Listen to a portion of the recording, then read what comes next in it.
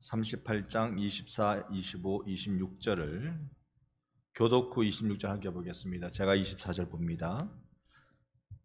석 달쯤 후에 어떤 사람이 유다에게 일러 말하되 내 며느리 다말이 행음하였고 그 행음함으로 말미암아 임신하였느니라. 유다가 이르되 그를 끌어내어 불사르라.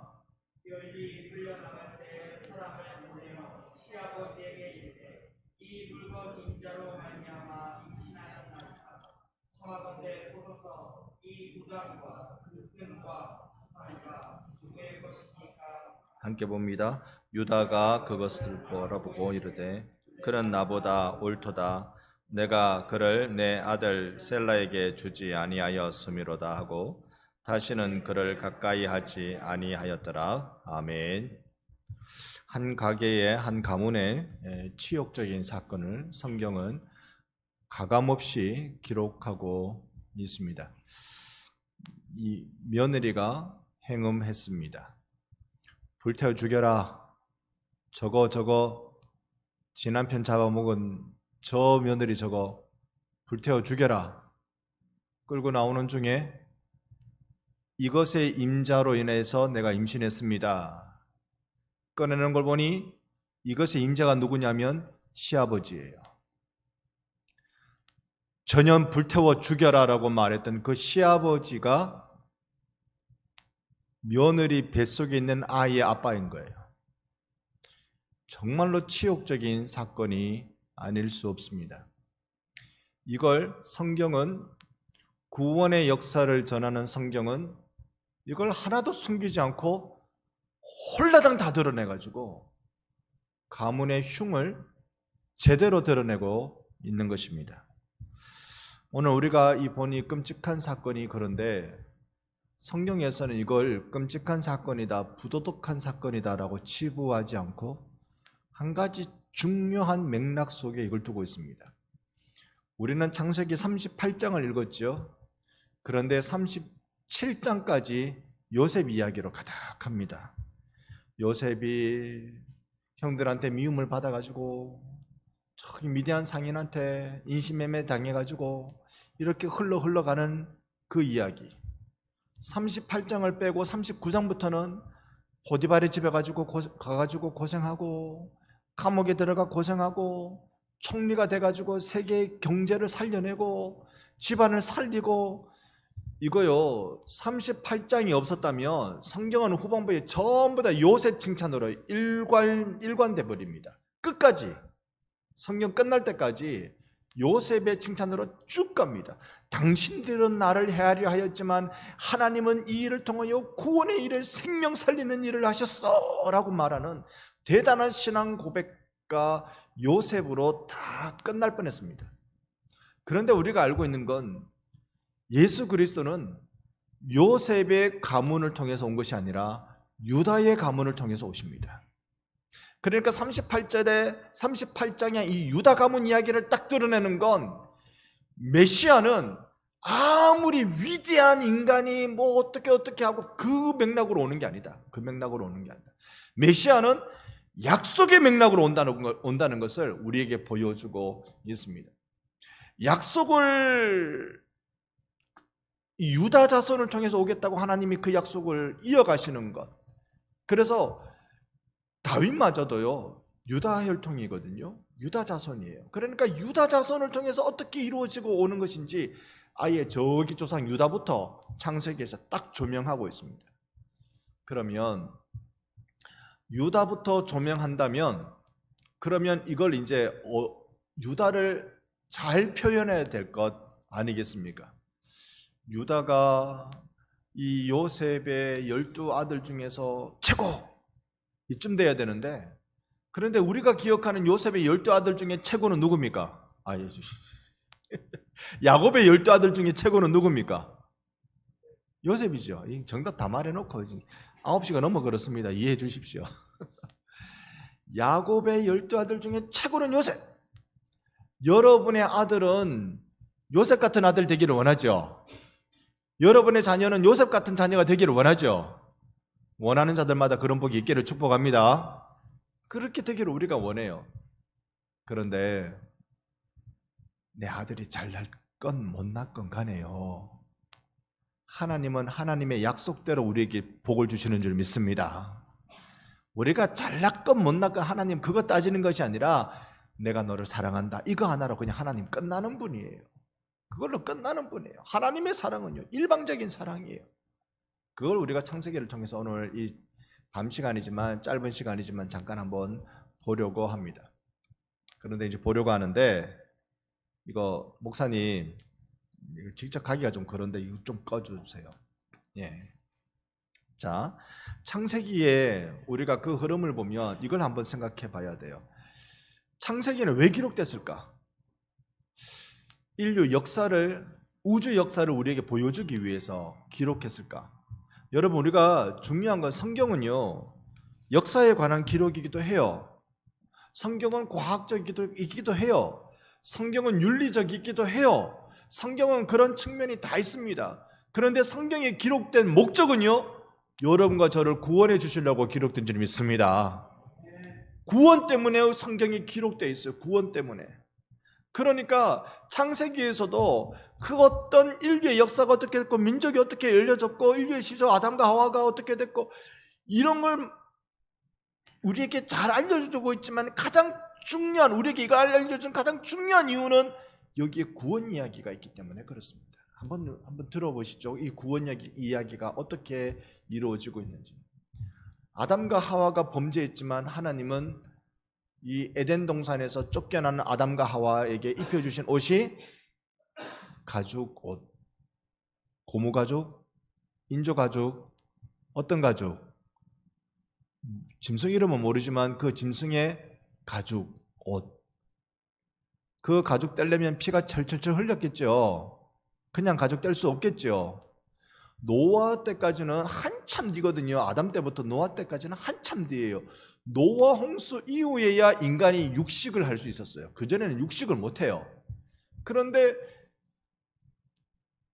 피를 흘리지 마라라고 하나님이 그렇게 당부하셨는데 정작 피를 누가 흘리셨어요? 하나님이 짐승 잡아서 피 흘렸잖아요. 하나님이 그렇게 하셨단 말입니다. 왜 그렇게 하셨죠? 아담을 구원하기 위해서, 하와를 구원하기 위해서. 그때 하나님이 아담과 하와에게 주신 약속이 뭐예요? 누구의 후손이 뱀의 후손을 이길 것이다. 누구의 후손? 누구의 후손일까요? 여자의 후손. 여인의 후손을 통하여서 뱀의 후손을 이길 것이다. 메시아는 누구의 후손으로 와요? 여자의 후손으로 오죠. 이게 성경의 약속입니다. 여러분, 교회 오면 남자들이 제일 힘이 센 것 같지만요, 집에만 가면 여자들이 힘세죠. 교회만 오면 남자들이 힘센 것 같지만 집에만 가면 역전 현상 안 일어납니까? 안 일어납니까, 여러분? 우리 집만 일어나는가? 여러분, 교회건 집이건 언약 공동체에서요, 여성을 무시하면 절대 안 됩니다. 예수님이 이 땅에 태어나실 때까지 메시아 계보를 누가 이어갔느냐? 여자가 이어갔어요. 여자의 후손으로. 남자가 이 역할을 안 했단 말이 아니라 남자의 후손, 즉 유다 혈통으로 이어지었습니다만 이것이 언약의 관점, 창세기에서 보여주고 싶어하는 언약의 관점을 보면요, 분명히 하나님은 여인의 후손이라고 말씀하셨어요. 자, 다시 오늘 38장의 다말 이야기 합시다. 다말이 시집 왔는데 시아버지가 유다라. 남편이 유다의 장자인 엘이라는 남편이었어요. 그런데 이 엘이 하나님 보시기에 그 7절에 38장 7절에 나오는데 하나님 보시기에 악함으로 하나님이 그를 죽이셨어요. 뭐가 악했는지는 모르는데 천하의 나쁜 놈이었던 모양이에요. 유다 같은 사람 집에 애도 나쁜 놈일 수 있어요. 사람은 뭐 집안이 어떠니, 뭐 아버지가 누구니 이런 거 상관없을 수 있습니다. 가정교육이 중요하지만 가정교육만으로 안 되는 데가 허다합니다. 그러니까 우리는 기도밖에 할 게 없어요. 유다의 아들임에도 불구하고 이건 완전히 망난이었던 모양이죠. 하나님이 그를 죽였어요. 졸지에 다말은 시집 왔는데 애도 없이 과부가 됐어요. 푸른 치마를 입은 과부다 그래서 청상과부라고 부르잖아요. 젊은 날에 과부가 돼버렸어요. 당시에 형사치수제라에서 남편이 죽으면 도련님한테 시집 가요. 도련님이 남편이 죽으면 도련님이 나를 통해서 애를 낳아야 돼요. 그게 당시의 법입니다. 이 도련님이 오난이라는 이것도 놈이라 이놈도 내가 형수 침상에 들어가서 애를 낳아봐야 그 유산이 내 거 될 것도 아니고 이게 형의 이름으로 애를 낳아주는 거거든요. 그러니까 형의 대를 대신 이어주는 역할을 하는 거예요. 내 거 될 것도 아닌데 뭐 그러면서 나쁘게 애를 못 놓게 만들었어요. 그랬더니 하나님이 이놈 봐라 이놈도 죽여버렸어요. 형을 닮아서 동생도 똑같은 놈이었던 모양이지. 셋째가 있는데 유다의 셋째는 너무 어려가지고 장가가고 있는 거 모를 애라. 그래가지고 유다가 며느리 너 친정가 있거라. 나 이 셋째가 세란데 셋째가 자랄 때까지 너는 친정가 있거라. 친정 가서 한 해 지나고 두 해 지나고 햇술은 자꾸 지나고 셋째 가가 말이지 그 막내 도련님이 말이지 이제 커가지고 장가 갈 때가 됐는데 이것도 너무 이상하지 않나요, 여러분? 다말 입장에서 이거 손꼽아 기다리는 것도 이거 이상하지 않나요? 아니 뭐 꼭 자식이 있어야 되나? 다말 입장에서 한번 생각해 봅시다.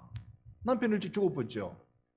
대를 이으려고 하다가 나쁜 짓 해가지고 첫 번째 도련님이 확 죽어버렸죠. 그 세 번째 이제 두 번째 도련님이 이게 아직 애인데 그 애가 클 때까지 한 해 두 해 이러고 있는 것도 이건 일반적으로 우리 상식에 맞지 않잖아요. 너무 요즘 상식하고 좀 몇천 년 전의 상식하고 갖다 꽤 맞추는 게 좀 억지스러운 건지는 모르겠습니다만 어차피 이래 된 거 뭐 혼자 살지. 그거는 혼자 살지. 그런데 이상하게 다말은 이상한 일을 합니다. 한참 뒤에 보니까 자기 시아버지가 누구랑 함께 딥나 쪽으로 자기가 있는 쪽으로 이렇게 오고 있다는 소식을 들어요. 그랬더니 이 우리로 치면 면사포 내리는 것처럼 이렇게 얼굴을 가립니다. 당시에 여자가 얼굴을 가리면 창녀란 뜻이래요. 얼굴을 이렇게 가리고 나오니까 유다가 창년에 내가 오늘 저 여인한테 들어가야지라고. 그래가 내가 오늘 너한테 들어가야 되겠는데 내가 얼마 주면 되노? 이렇게 물은 거예요. 그러니까 이 다말이 아닌 걸로, 며느리가 아닌 걸로 위장을 해가지고 나한테 얼마 줄 건데 염소 한 마리 주면 되나? 염소 한 마리 주면 된다. 근데 지금 염소 안 가져왔는데 그러면 염소 줄 거라고 약속할 수 있는 보증품을 내게 좀 다오. 그 보증품으로 뭘 줄거? 지팡이, 허리띠 이런 걸 받았어요. 이런 걸 받아가지고 세상에 시아버지하고 며느리하고 관계해가지고 임신을 했네.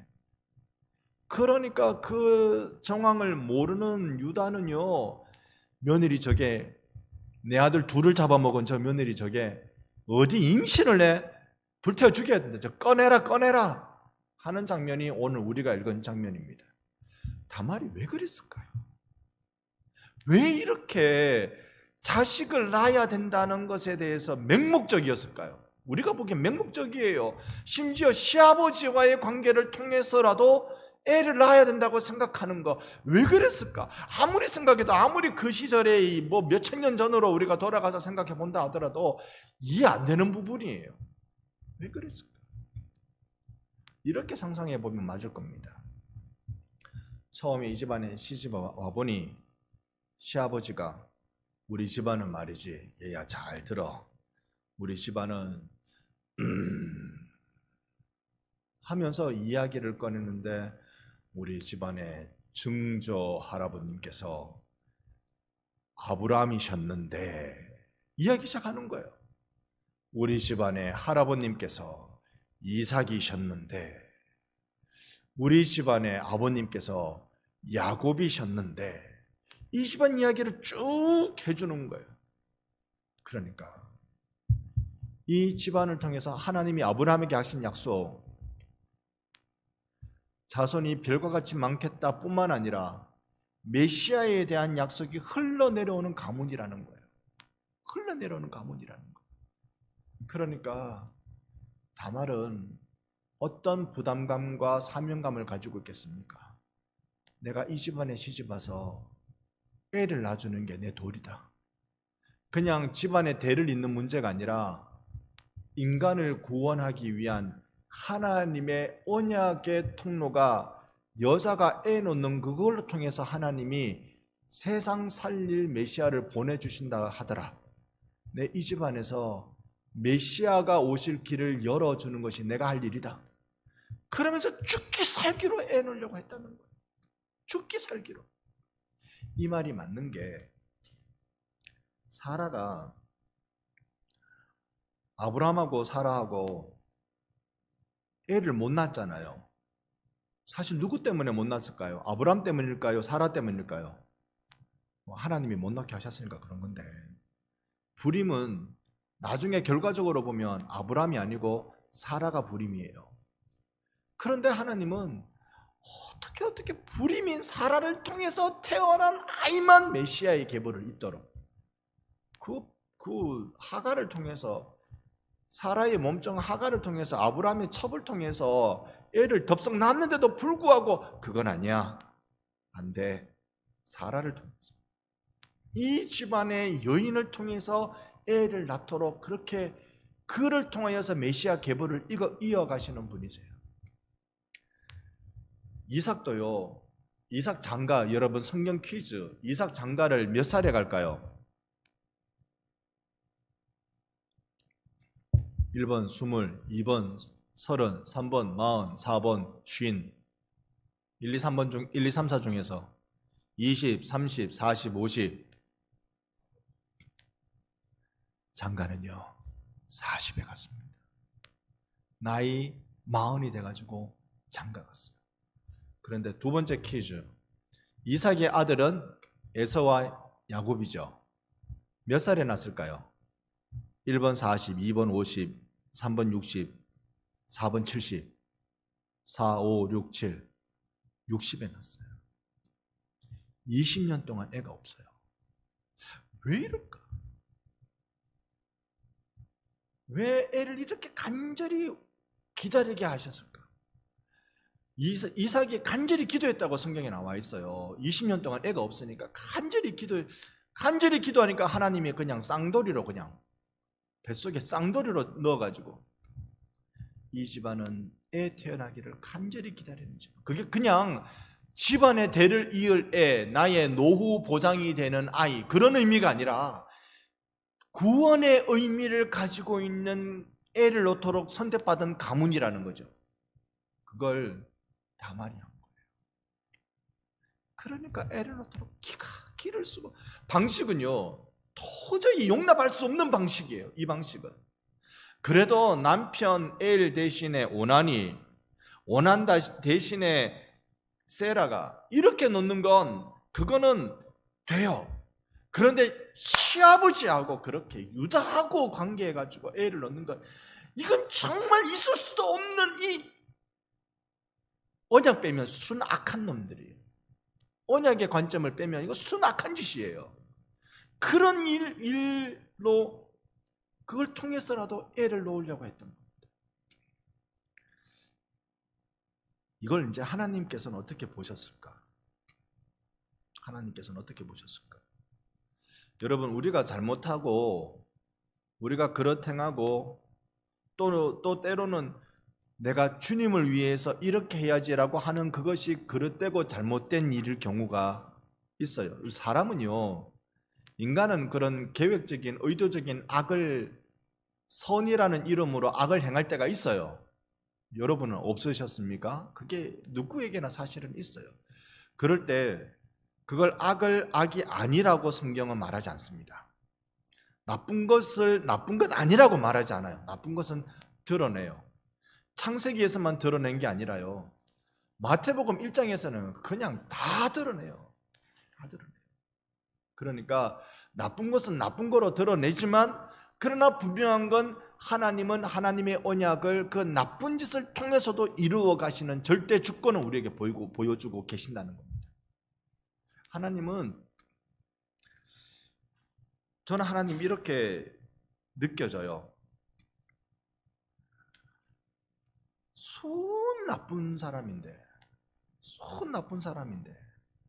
한 가지 하나님 마음에 드는 일 하면 하나님은 그 한 가지를 보시는 것 같아요. 세상 관점하고 다르죠. 세상 관점은 100가지 중에 한 가지 잘하면 그 사람은 1점이에요. 1점. 100점 만점에 1점이에요. 그런데 하나님은 이상하게 100가지 중에 한 가지만 잘했는데 하나님 보시기에는 그 한 가지만 보시는 것 같아요. 목사로서 샘나는 구석이 제법 있습니다.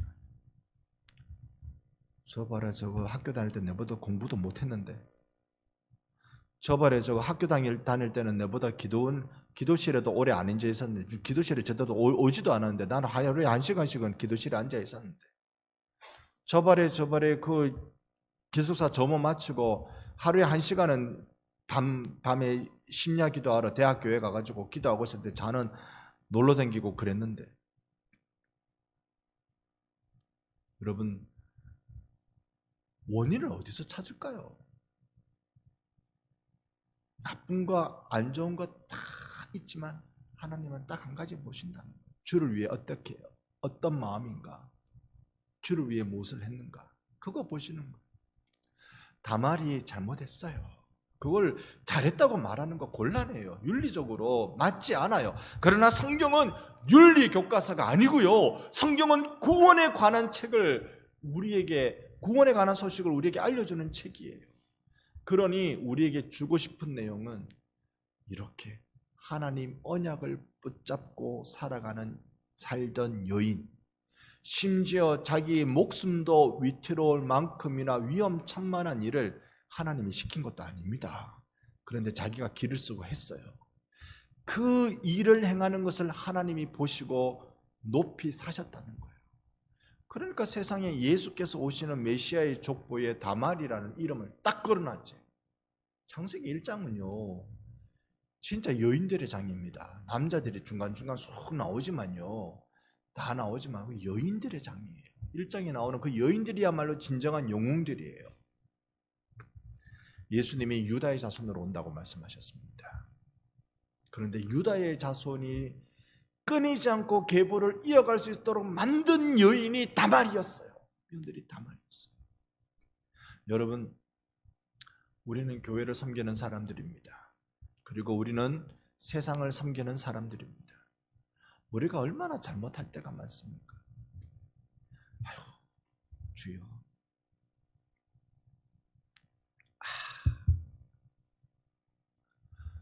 목이 말라서 물을 한 잔 마시고 시원해서 했는데, 듣는 자들에게는 귀에 거슬릴 수가 있어요. 듣는 분들에게는 이 행동이 거슬릴 수가 있어요. 우리의 일거수일투족이 사실은 모든 사람들에게 은혜와 유익을 끼치는 건 되지 못해요. 그냥 자질구레한 것까지 뿐만 아니라 나오는 말도, 눈빛도. 또 말씀드리지만 저 어릴 때 별명이 쪽제비였어요. 쪽제비. 눈이 쫙 옆으로 째진 게. 반성교회 처음에 왔을 때요, 이사하는 그때 많은 분들이 오셔서 도와주셨어요.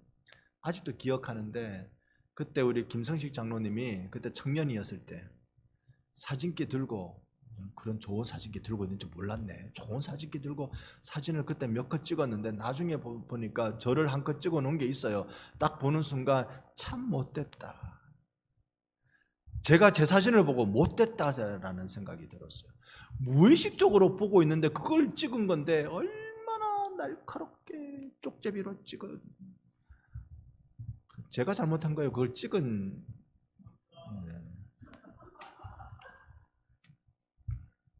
일부러 그때를 골랐지. 우리의 일거수일투족이요, 다른 사람 시험 들게 하기 딱 맞다는 거 여러분 아세요? 희한합니다. 그런데 하나님은 뭐 보실까요? 뭐 보실까요? 하나님 나 아무것도 할 줄 모르는데 주님 사랑해요. 하나님 내게 약속해 주신 거 그거 위해서 나는요 죽도록 살고 싶어요. 죽을 만큼 그렇게 살고 싶어요. 딱 그 일을 그렇게 하고 싶어요. 그런데 할 때마다 이 손이 이게 모든 게 엄지손가락이듯이, 모든 손가락이 엄지손가락이라는 표현처럼 막 하는 것마다 제대로 잘 안 돼. 하는 것마다 막 그냥 긁어 부스럼 만들고, 그게 전공이라. 그냥 일 안 되게 하는 게 전공이라. 우리가 보기엔 저 사람하고 같이 있으면 안 되겠다, 저 사람하고 같이 있으면 인생 마이너스다, 이 생각을 하는데도 불구하고 하나님은 우리가 주를 사랑하는 마음으로 주님 앞에 나를 드리려고 몸부림치는 거 하나님 좋아하시는 줄 믿습니다. 그게 하나님을 감동시키는 삶 아닐까요? 그게 하나님 감동시키는 삶. 그래서 주님은 오늘 이 밤에도 찾고 계시는 것 같아요. 누구? 다말처럼 하나님 때문에, 하나님이 주신 사명, 이 집안에 애 낳아줘야 된다. 성경에 그렇게 그 사명으로 살아간 여인들이 너무 많아요. 너무 많아요. 이 집안에 애 낳아줘야 된다. 그게 우리나라의 그런 풍습, 집안에 애를 낳아야 대를 잇는다, 남자가 귀하다. 요즘은요 딸을 낳아야 비행기 탄답니다. 아들 놓으면은요 뭐 탄다 하더라. 딸을 낳아야 비행기를 탄다는데, 우리 부목사님은 좋은 며느리 보시기 바랍니다. 비행기 타려면 딸을 낳아야 비행기 탄답니다. 우리의 인생이 그저 남의 집에 애 낳아주려고 그런 게 아니라 하나님이 내게 맡기신 이 사명을 감당하려고 몸부림치는 인생, 그것 때문에 살아가는 것. 그것 때문에 딴 사람이 나를 손가락질 하는 거 뻔히 알면서도 그럼에도 불구하고 나 이 집안에 애 낳아줘야지, 안 되면 시아버지하고도 관계를 해야지. 며느리로서 얼마나 부끄럽겠어요. 그 맨정신으로 그게 되는 겁니까? 알코올 한 2병은 갖다 부어야 되는 거 아닐까요? 그거 맨정신으로 될까요? 그런데 그걸 자기 스스로 창녀복장을 해가면서 그렇게 이 집안에 여인의 후손으로 오실 메시아의 길을 나는 준비해야 된다. 하나님 시킨 거 아니에요. 그건 자기가 그냥 했어요. 그런데 하나님은 그렇게 태어난 쌍태를 통하여서 메시아의 계보를 이어가시더라는 겁니다. 딱 한 가지만 우리 인생에 붙들고 삽시다. 딱 한 가지. 못하는 거 99가지인데 이제 우리가 못하는 걸 잘하게 하려고 노력해도 되는 나이는 이제 아닌 것 같고요. 딱 한 가지. 예수님 사랑하는 거. 예수님 내게 맡기신 일은 기도하고 순종하고 아니면 날마다 죽고 자기를 부인하고 십자가 지고 날마다 주님을 따르기로 노력하고 안 되면 주님이 마지막에 원하시면 진짜 죽음도 무릅쓰는 여러분, 신앙 지키시기를, 사명 지키시기를 예수님 이름으로 축원합니다. 아멘. 십자가의 전달